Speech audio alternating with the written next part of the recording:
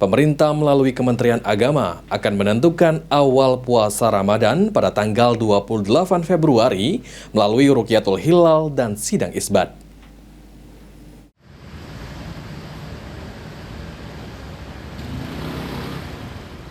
Pemerintah Indonesia melalui Kementerian Agama Republik Indonesia telah menjadwalkan sidang isbat untuk penetapan awal puasa Ramadan tahun 1446 Hijriah pada Jumat 28 Februari 2025.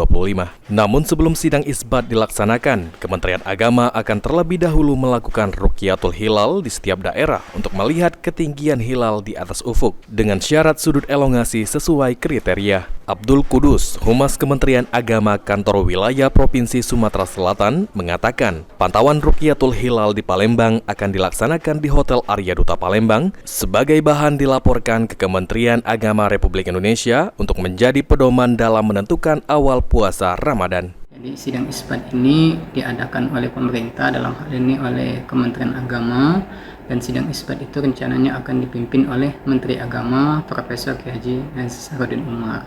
Nah, pelaksanaan sidang isbat itu dilaksanakan di Auditorium HM Rasidi di Jakarta pada hari Jumat tanggal 28 Februari 2025 atau bertepatan dengan 29 Sya'ban 1446 Hijriah. Sementara itu, pimpinan Pusat Muhammadiyah telah menetapkan awal 1 Ramadan 1446 Hijriah pada tanggal 1 Maret. Eki Saputra, PAL TV.